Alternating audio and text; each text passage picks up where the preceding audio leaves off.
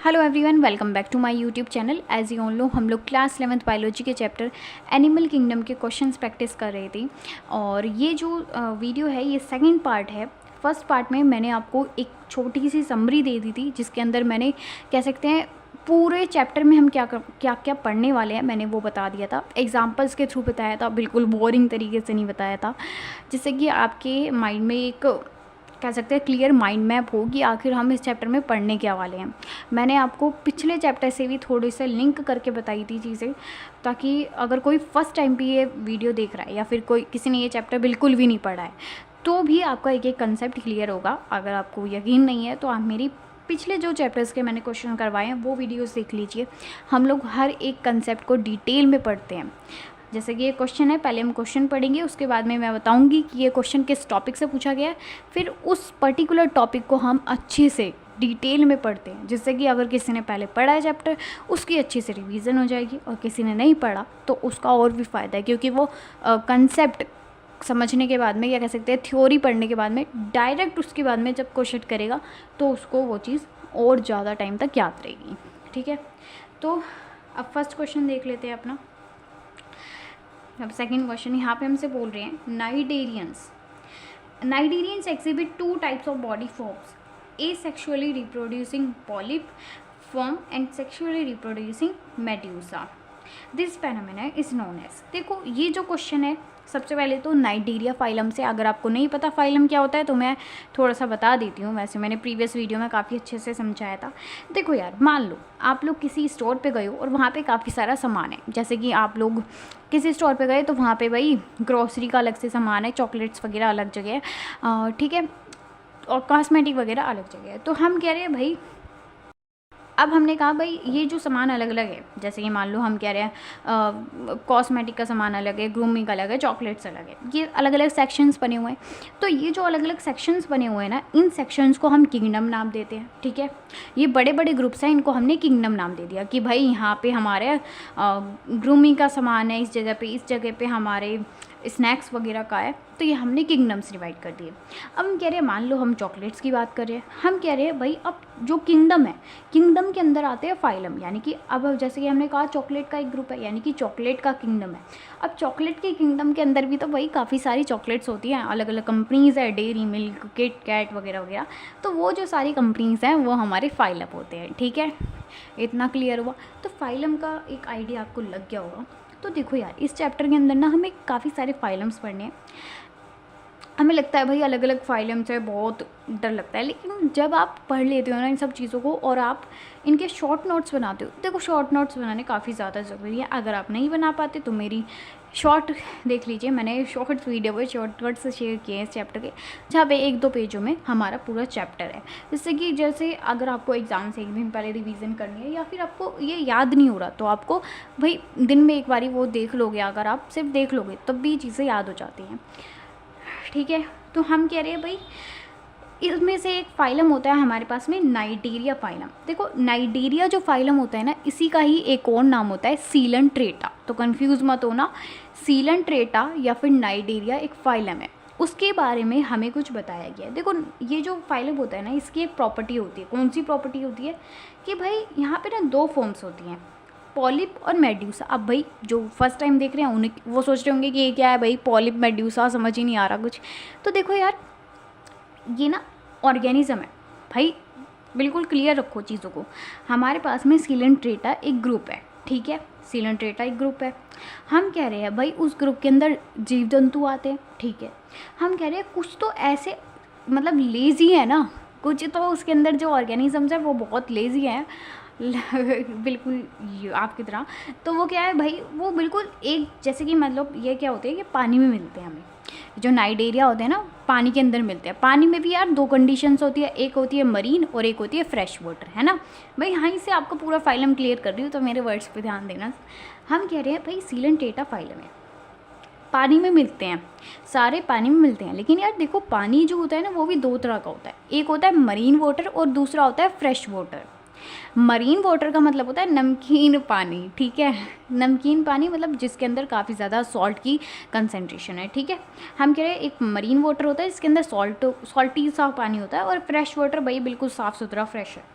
तो हम कह रहे हैं ये जो सीलेंट्रेटा होते हैं ना, ये ज़्यादातर एनसीईआरटी में लाइन भी लिखी हुई है, मोस्टली मरीन वाटर में मिलते हैं। मतलब ज़्यादातर तो ये ना हमारे नमकीन वाले पानी में मिलते हैं, लेकिन मैंने क्या बोला, ज़्यादातर, यानी कि कुछ ऐसे एक्सेप्शंस होंगे जो हमें फ्रेश वाटर में भी मिल रहे होंगे। तो देखो ज़्यादातर तो ये आ रही है मरीन वाटर में, लेकिन जो हमारा हाइड्रा होता है, हाइड्रा इसका एग्जाम्पल होता है, सीलेंट्रेटा या फिर नाइजीरिया का एग्जाम्पल है हाइड्रा। तो जो वो हाइड्रा होता है ना, वो हमें फ्रेश वाटर के अंदर मिल रहा है। ठीक है, यहाँ से आपके फाइलम के पॉइंट्स क्लियर हो रहे हैं, आप चाहो तो लिख सकते हो इन चीज़ों को। ठीक है, तो और नहीं तो नोट्स बने हुए हैं, शेयर किए हुए हैं, वो देख लेना। हमने कहा भाई देखो ये जो नाइजीरिया होते हैं पानी के अंदर मिल रहे हैं। अब हम कह रहे हैं भाई पानी के अंदर मिल रहे हैं, ठीक है, ये दो तरह के होते हैं, एक तो वो लेज़ी वाले हो गए और एक बिल्कुल मतलब जिनके अंदर काफ़ी ज़्यादा एनर्जी है।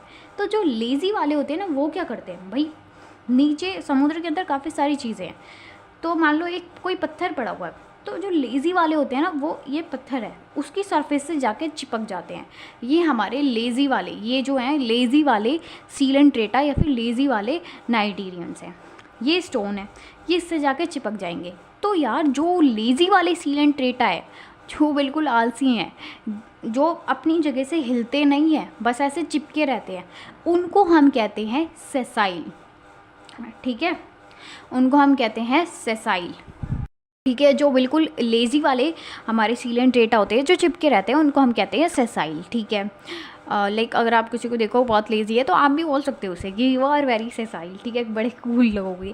ठीक है, तो उसके बाद में वहीं पे ना जो दूसरे होते हैं, जो भाई काफ़ी उनके अंदर एनर्जी है, तो वो क्या कर रहे हैं, समुद्र के अंदर रह रहे हैं, पानी के अंदर, वो आराम से फ्लोट करते जा रहे हैं, तो उनका नाम होता है फ्री फ्लोटिंग। ठीक है, मैंने कहा भाई हमारे पास में दो तरह के ऑर्गेनिज्म होते हैं, एक तो होते हैं हमारे पास में सेसाइल, जो लेज़ी होते हैं। सेसाइल वालों का ना एक और नाम है, क्या नाम है, पॉलिप।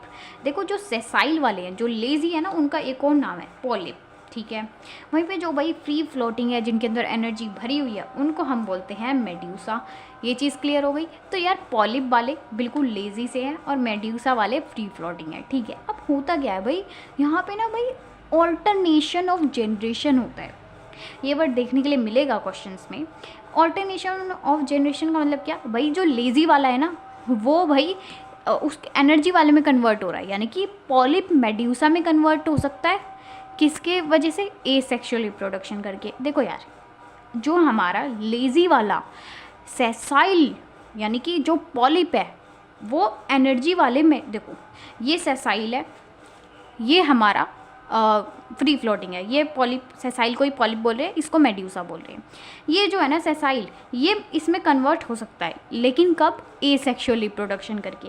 सेसाइल वाला या फिर पॉलिप जो होता है, वो मेड्यूसा में कन्वर्ट हो सकता है, लेकिन एसेक्सुअल रिप्रोडक्शन करके। वहीं पे अब हम कह रहे हैं ये जो हमारा मेड्यूसा है, ये भी इसमें कन्वर्ट हो सकता है। मेड्यूसा कब कन्वर्ट होएगा इसके अंदर, सेक्सुअल रिप्रोडक्शन करके।